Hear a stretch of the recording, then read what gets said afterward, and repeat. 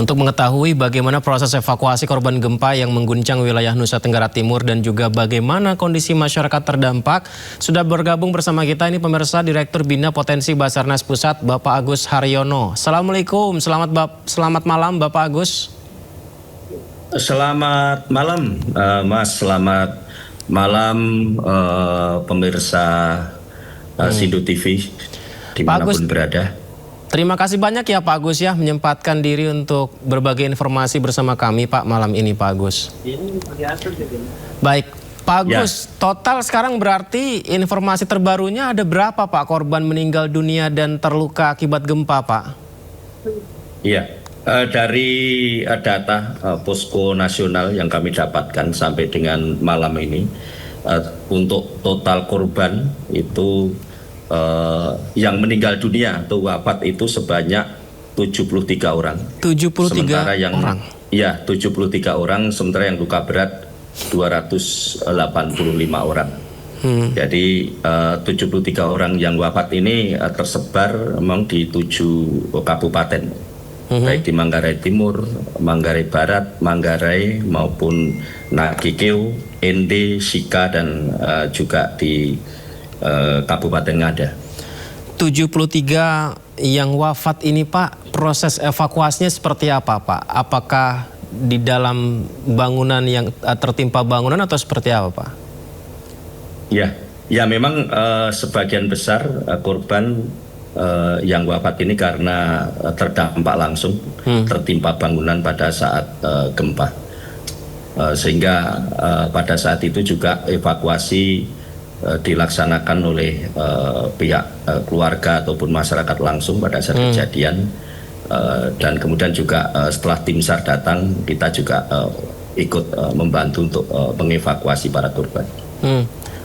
Kalau sekarang apakah masih ada yang laporan orang hilang atau proses evakuasi yang masih coba dicari tahu begitu Pak tentang korban yang ada tertimpa atau masih belum ditemukan? Ya.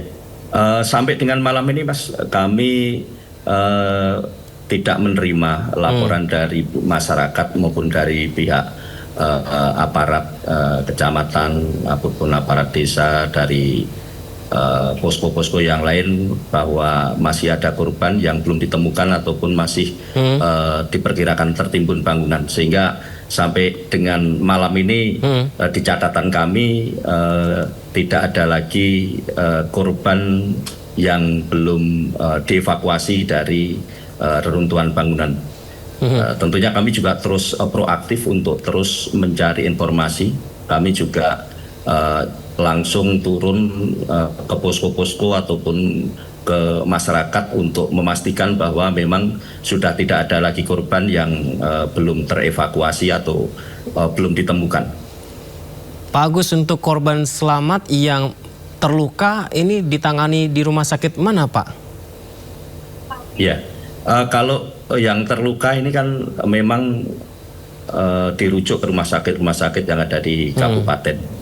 Kemudian juga ada posko-posko medis yang di daerah-daerah yang terdampak bencana. Seperti di tempat saya saat ini di posko di Desa Ronting, Kecamatan Lambaleda Utara ini, kami di Manggarai Timur, ini juga ada posko kesehatan di Puskesmas Dampek ya. Tapi bukan di puskesmasnya, tapi di luar, karena Puskesmas Dampek sendiri dalam kondisi rusak ya, rusak berat. Jadi dokter beserta para medis mendirikan rumah sakit ataupun posko darurat untuk menampung warga ini di luar puskesmas di Desa Dampek. Kondisi jalanan lokasi terdampak seperti apa Pak? Apakah masih bisa dilalui atau dalam kondisi rentan sehingga mungkin ada bangunan yang sangat berbahaya juga Pak untuk rubuh misalnya?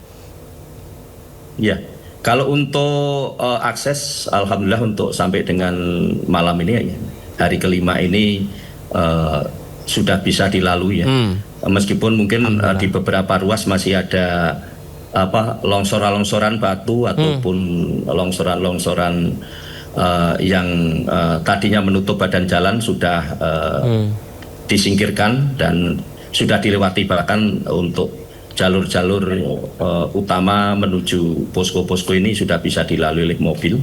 Namun juga yang perlu menjadi perhatian juga, seperti di tempat saya sekarang ini di Lambaleda Utara ini memang ada sebuah jembatan yang ini merupakan penghubung utama di jalan raya yang menghubungkan berbagai desa dan juga wilayah lain ini, yang tadi kami lihat memang sudah ada retakan-retakan yang cukup membahayakan apabila nanti itu semakin banyak dilewati oleh kendaraan-kendaraan yang berat. Maka dari itu mudah-mudahan nanti segera datang alat berat ataupun ahli-ahli bangunan yang bisa memperkuat struktur jembatan minimal untuk pada saat tanggap darurat ini bisa dilalui dengan aman gitu. Itu jembatan satu-satunya jalan Landaleka Utara, Pak? Iya, betul. Itu jadi bantuan-bantuan pasti lewat situ gitu, Pak ya? Pasti lewat situ, pasti akan lewat situ bangunannya. Tadi kami sudah dengan Pak Kapolres sudah cek juga ke sana, itu memang kondisinya cukup mengkhawatirkan kalau nanti banyak dilewati kendaraan-kendaraan SAR maupun kendaraan-kendaraan pemberi bantuan yang melewati akses tersebut. Nah, semoga bisa segera diperbaiki ya Pak Agus ya. Karena bantuan-bantuan ini tidak hanya dari pemerintah Pak, juga banyak sekali warga yang ingin mengirimkan supaya bisa meringankan beban saudara-saudara kita di NTT, Pak Agus. Betul.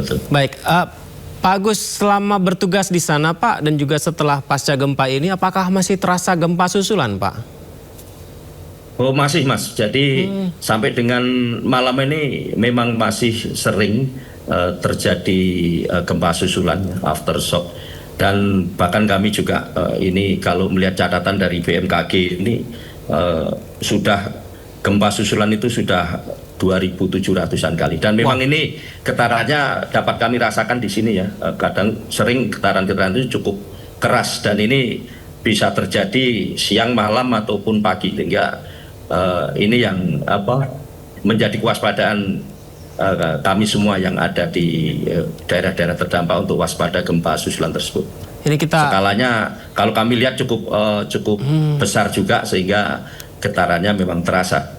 Ini untuk mitigasi juga ya Pak Agus. Maksudnya dengan kondisi seperti ini, apakah bangunan struktur di sana sudah setidaknya ideal atau siap Pak untuk menghadapi situasi seperti itu Pak?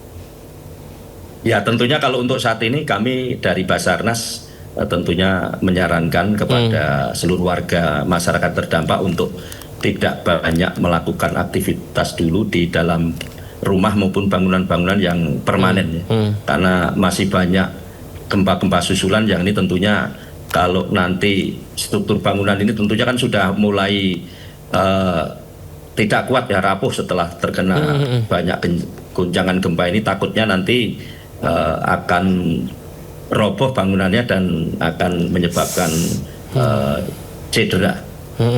Sehingga kami himbau untuk meminimalkan aktivitas di dalam rumah ataupun bangunan-bangunan permanen.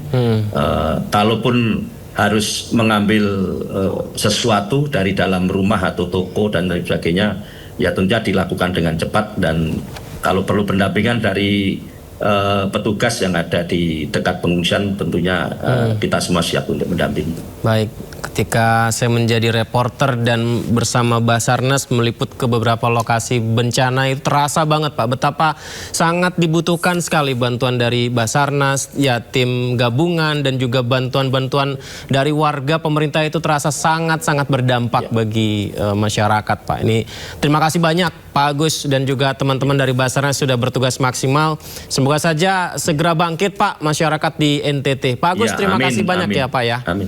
Selamat malam Pak Agus. Terima kasih Pak. Assalamualaikum.